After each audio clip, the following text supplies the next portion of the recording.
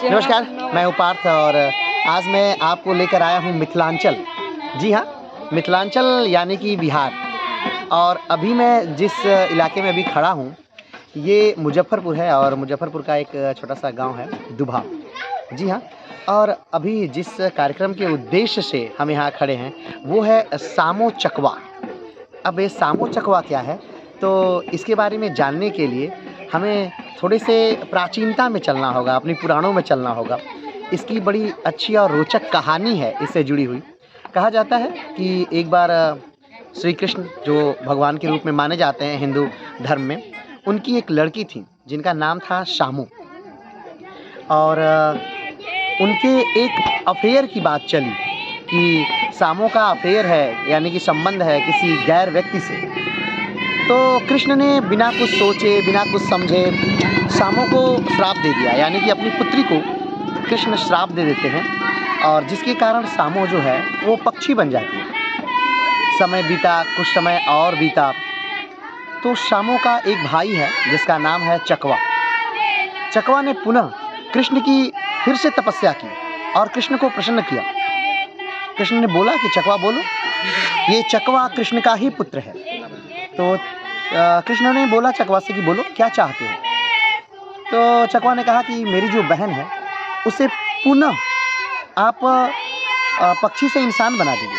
कृष्ण उससे प्रसन्न हुए थे तो कृष्ण ने पुनः उसे पक्षी से इंसान बना दिया। लेकिन आज जिस उत्साह से आज के समय में ये पर्व बिहार में मनाया जाता है यानी मिथिलांचल क्षेत्र में मनाया जाता है वो बड़ी महत्वपूर्ण बात है।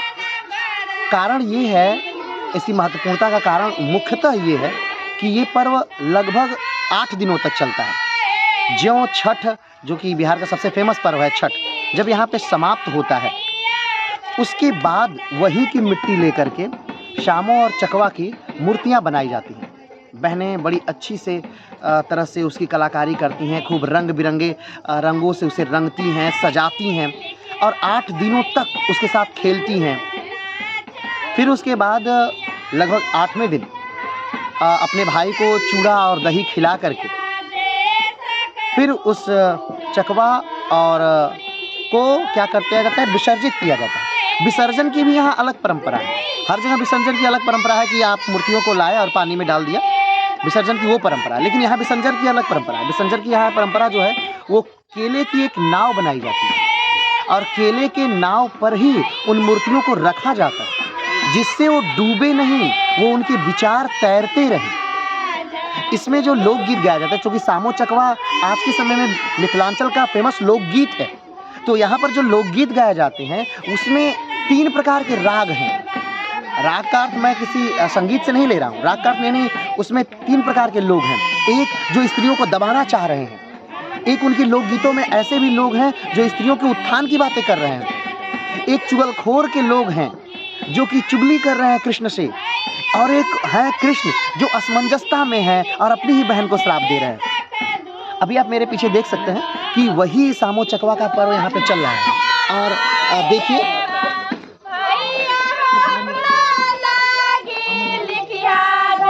ये जो यहाँ पे अभी आप देख पा रहे हैं, ये एक तरफ सामो है बैठे हैं और एक तरफ चकवा बैठे हैं। और ये वो ग्रामीण हैं जो कि इस गीत को गा रहे हैं।